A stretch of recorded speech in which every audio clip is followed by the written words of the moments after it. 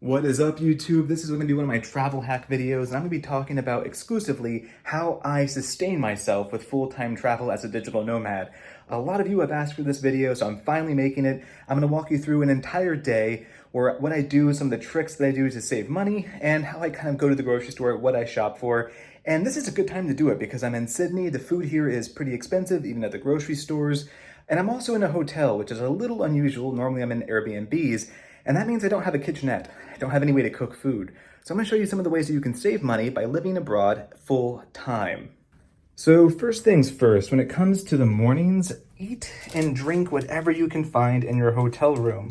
That means that you have to be a little versatile. If you're a coffee person, be willing to try some tea if you don't have an espresso machine. But for the most part, in every hotel I've ever been in, I either have an espresso machine or I have a kettle. So if you want a really good life hack, just be flexible when it comes to your morning routine and drink what they have available. Right now, I got an espresso machine, so I'm doing coffee. But in some places, especially in Japan, I don't have access to this, so I'd be more than happy just to use this kettle and make some tea in the morning. Now, if you're staying in Airbnbs where maybe coffee isn't free, you're there for a month or two, like I typically do in places like Romania, Albania, southern Italy, then you're gonna have to go out and buy your coffee if you're kind of determined to drink coffee or tea every morning.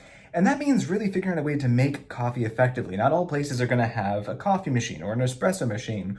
One of the hacks I found was I brought along a travel-sized AeroPress this last time when I was out for about 10 months or so. Now for this stint, I'm gone for about 7 months, but I don't have a suitcase. Instead, I'm doing everything out of a backpack, which means I really didn't have time for this trip to bring my AeroPress and a bag of coffee that it would take with me from place to place. But that is a very cost-effective way of having morning coffee everywhere you go, and it brings you a little comfort of home. So cheers. Let's head on over to the store. Let's figure out what we're gonna get for breakfast for the next couple days.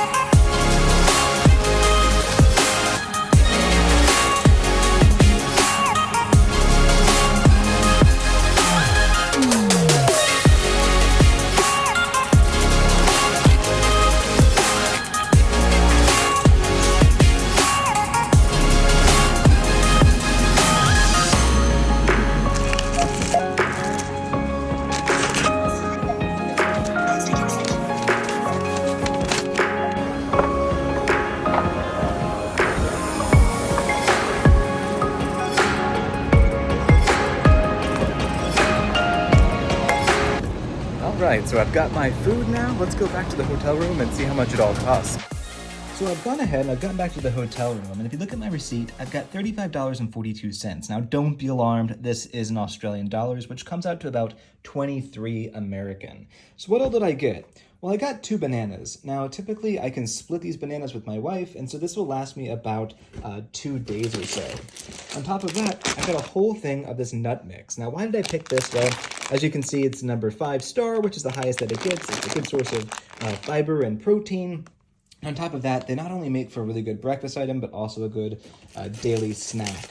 Another little snack that I picked up were these little baby cucumbers. Now, I haven't gotten these yet. I'm taking a risk here. Hopefully they taste good, but it's a cheap little snack that I can have throughout the day.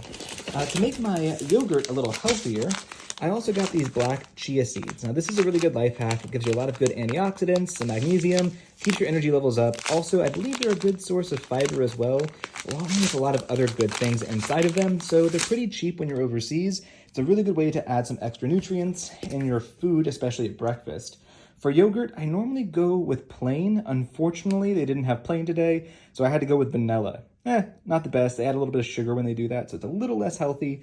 Nevertheless, it's a good coconut yogurt that I found here, and also relatively inexpensive.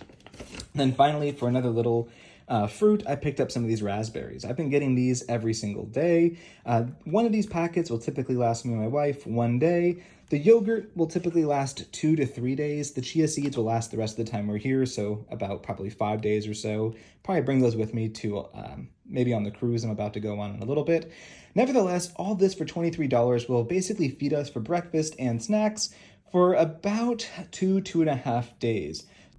So here's what a normal breakfast looks like for me, and this cost me about $1.20 US. It's extremely healthy, it's got tons of nutrients, it's got some fruits, it's got some protein, especially from the yogurt and from the nuts, and it's got all those antioxidants from the chia seeds. It's a delightful little breakfast, and if I get a little extra hungry, I can always just go ahead and grab a banana.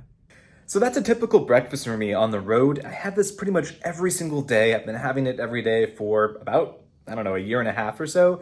And I find it's a really good way to get my fiber in the morning and really give me a lot of energy and a good boost for the morning. So hopefully this video helps you kind of get a sense of how you can really affordably live full time on the road, even if you're staying in hotel rooms with no kitchenette when it comes to breakfasts. If you like this video, then stick around because I'm going to do another one on my lunches and my dinners. I'm going to show you a couple little hacks that you can do to really save and cut costs in these areas as well. If you like travel tips, you like history, then subscribe to this channel down below.